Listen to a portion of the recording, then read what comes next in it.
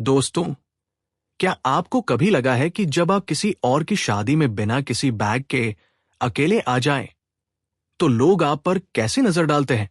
आज मैं आपके साथ एक ऐसी कहानी साझा करने जा रहा हूं जो हमें सिखाती है कि जीवन में सबसे अंधेरे वक्त में भी उम्मीद की किरण कैसे मिल सकती है। एलिसन एस्पैच की द वेडिंग पीपल केवल एक उपन्यास नहीं है।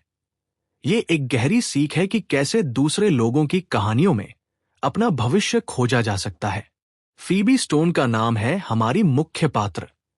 वो न्यूपोर्ट के कॉर्नवाल इन होटल में आती है, एक हरे रंग की ड्रेस पहने, सुनहरे हील्स में, लेकिन कोई बैग नहीं है साथ में। वो वहां शादी के लिए नहीं आई है, लेकिन होटल के सभी लोग यही समझते हैं। दरअसल वो वहां अपने जीवन के सबसे कठिन फैसले के लिए आई है। सच्चाई ये है दोस्तों कि फीबी का तलाक हो चुका है। 10 साल की शादी के बाद बच्चे न होने की वजह से उसकी जिंदगी बिखर गई है। वो अवसाद से गुजर रही है और यहां तक सोच रही है कि जिंदगी को ही खत्म कर दे। लेकिन यहीं से शुरू होती है वो यात्रा जो हमें सिखाती है कि जब लगता है कि सब कुछ खत्म हो गया है, तो वास्तव में नई शुरुआत की संभावनाएं छुपी होती हैं। होटल में फीबी की मुलाकात होती है लीला से, दुल्हन से। लीला एक ऐसी औरत है जो शादी के हर छोटे से छोटे डिटेल का ध्यान रखती है, हर संभावित समस्या के लिए तैयार है। लेकिन फीबी की उपस्थिति और उसकी योजना का उसने हिसाब नहीं लगाया था। अजीब बात यह है कि दोनों औरतें एक दूसरे से अपनी बातें साझा करने लगती हैं। यहां पहला महत्वपूर्ण सबक मिलता है। जब हम अपने दुख में डूबे होते हैं, तो हमें लगता है कि दुनिया में कोई हमारी समस्याओं को नहीं समझ सकता। लेकिन सच ये है कि हर व्यक्ति अपनी लड़ाई लड़ रहा होता है। लीला, जो बाहर से बिल्कुल परफेक्ट लगती है, वह भी अंदर से संदेह में है। वह गैरी से प्यार करती है या नहीं, इसको लेकर कंफ्यूज्ड है। फीबी की उपस्थिति उसे अपने मन की बात कहने का मौका देती है।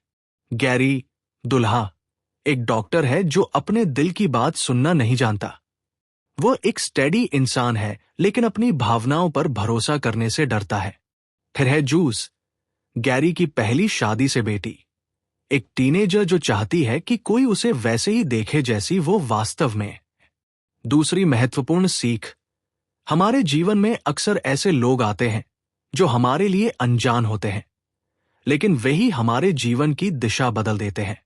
फीबी के लिए ये शादी वाले लोग अजनबी थे, लेकिन इनके साथ बिताए गए कुछ दिन उसकी सोच को पूरी तरह बदल देते हैं। जब फीबी होटल की हॉट टब में बैठती है, तो वहां की बातचीत में वो महसूस करती है कि जिंदगी में हास्य और दुख साथ साथ चलते हैं। वो देखती है कि कैसे परिवारजन एक दूसरे से नाराज हैं, कैसे रिश्तेदार अजीब अजीब बातें करते हैं, लेकिन फिर भी सब एक साथ मिलकर खुशी मनाते हैं। तीसरी अहम सीख, जब हम अपने दुख में डूबे होते हैं, तो हमें लगता है कि खुशी केवल परफेक्ट चीजों में मिलती है, लेकिन सच ये है कि खुशी अक्सर अपूर्णताओं में छुपी होती है। न्यूपोर्ट शहर भी बिल्कुल ऐसा ही है।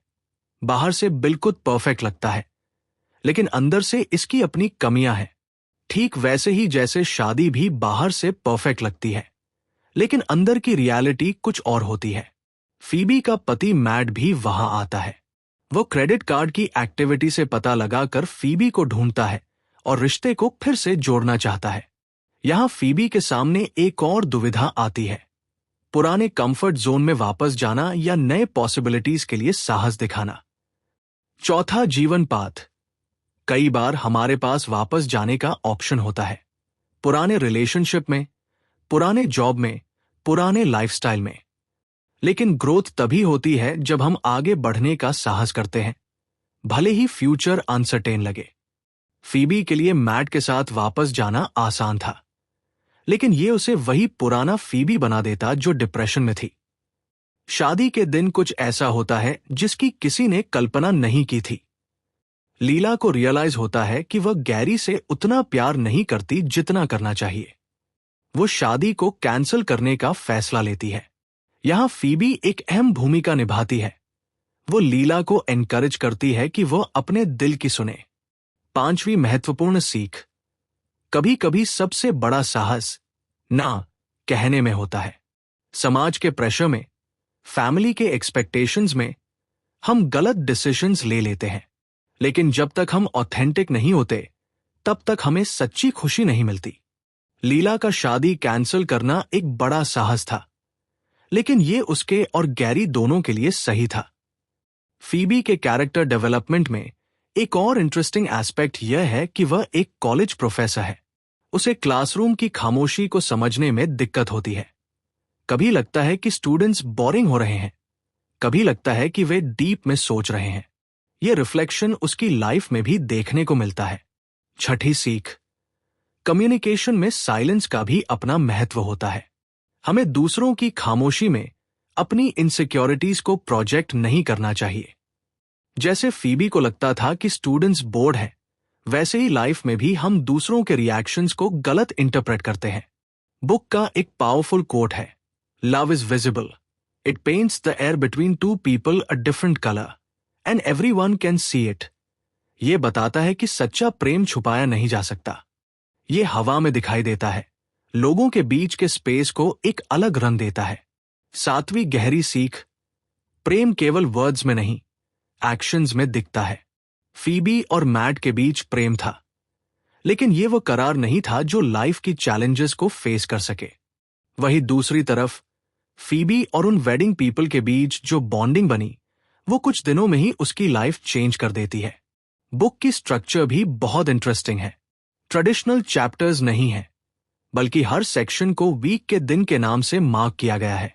ट्यूसडे, द ओपनिंग रिसेप्शन जैसे। ये रियल टाइम का फीलिंग देता है, जैसे हम भी उस वेडिंग वीक को लाइव कर रहे हों।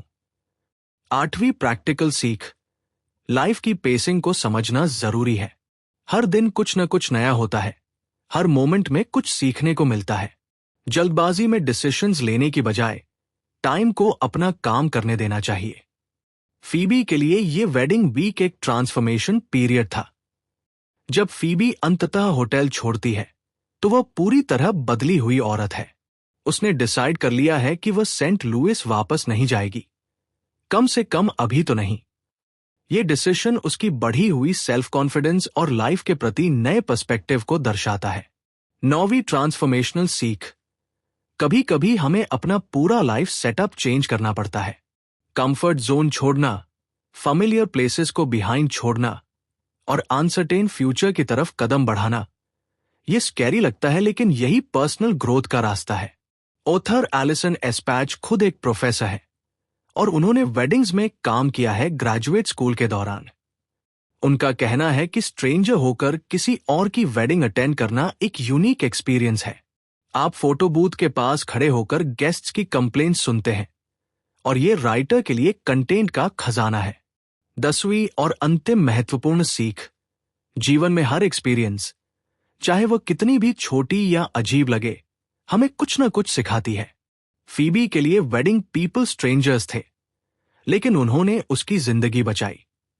हमें भी ओपन माइंड रखना चाहिए और हर सिचुएशन से सीखने की कोशिश करनी चाहिए। बुक का एपिग्राफ भी बहुत मीनिंगफुल है। It was awful, he cried, awful, awful. Still the sun was hot, still one got over things, still life had way of adding day to day. ये परफेक्टली कैप्चर करता है कि life में दुख और खुशी दोनों साथ चलते हैं। अब आते हैं प्रैक्टिकल एप्लीकेशंस पर जो आप अपनी जिंदगी में इंप्लीमेंट कर सकते हैं। पहला एक्शन, जब भी आप किसी डिफिकल्ट फेज से गुजर रहे हो तो अपने को आइसोलेट ना करें। दूसरे लोगों से मिलें जुले, भले ही वे स्ट्रेंजर्स ही हों। हर पर्सन के पास कुछ न कुछ सिखाने को होता है। दूसरा एक्शन, अपने डिसीजंस में ऑथेंटिसिटी को प्रायोरिटी दें। सोशल प्रेशर या फैमिली एक्सपेक्टेशंस के चलते गलत चॉइसेस न लें। अगर कुछ सही नहीं लग रहा तो ना कहने की हिम्मत रखें। तीसरा एक्शन, पास्ट रिलेशनशिप्स या सिचुएशंस को आइडियल न बनाएं। ग्रोथ के लिए कभी कभी कंफर्टेबल थिंग्स को छोड़ना पड़ता है। फ्यूचर अनसर्टेन लगे तो भी आगे बढ़ने का साहस करें। चौथा एक्शन, दूसरों की साइलेंस या रिएक्शंस को पर्सनली न लें। हर व्यक्ति अपनी स्ट्रगल से गुजर रहा होता है। एम्पैथी और अंडरस्टैंडिंग के साथ अप्रोच करें। पांचवा एक्शन, लाइफ की इम्परफेक्शंस को एम्ब्रेस करें। परफेक्ट सिचुएशंस का वेट ना करें। अक्सर खुशी उन मोमेंट्स में मिलती है जो प्लान नहीं की गई होती। छठा एक्शन, अपने प्रोफेशन या डेली रूटीन को भी लर्निंग अपॉर्चुनिटी की तरह देखें। फीबी ने टीचिंग एक्सपीरियंस को लाइफ लेसन्स में कन्वर्ट किया। सातवां एक्शन, कम्युनिकेशन में वर्ड्स के साथ साथ एक्शंस पर भी ध्यान दें। लव केवल कहने की चीज नहीं, दिखाने की भी है। दोस्तों, द वेडिंग पीपल हमें यह सिखाती है कि जब लगता है कि सब कुछ खत्म हो गया है, तो वास्तव में नई शुरुआत की पॉसिबिलिटीज खुलती है। फीबी जो सबसे बुरे वक्त में उस होटल में गई थी, वो एक बदली हुई औरत बनकर निकली। ये बुक हमें मोटिवेशन देती है कि हर एंडिंग एक नई बिगिनिंग है। हर स्ट्रेंजर में एक टीचर छुपा हो सकता है। हर डिफिकल्ट सिचुएशन में ग्रोथ की पॉसिबिलिटी है। बस जरूरत है ओपन माइंड रखने की, ऑथेंटिक रहने की और लाइफ की अनसर्टेनिटीज के साथ पीस बनाने की। अगर आप भी किसी चैलेंजिंग फेज से गुजर रहे हैं, तो रिमेंबर करिए कि जिंदगी में डे टू डे ऐड करने का अपना तरीका है। आज का ऑफुल दिन कल की ब्यूटीफुल पॉसिबिलिटी बन सकता है। बस हमें उस पर ट्रस्ट रखना है और आगे बढ़ते रहना है। इसलिए आज से ही शुरुआत करिए।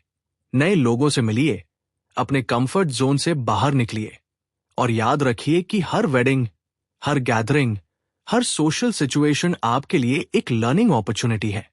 क्योंकि जैसा कि फीबी ने सीखा, कभी कभी अजनबी ही हमारी जिंदगी बचाते हैं। आपकी जिंदगी भी किसी वेडिंग पीपल का इंतजार कर रही हो सकती है।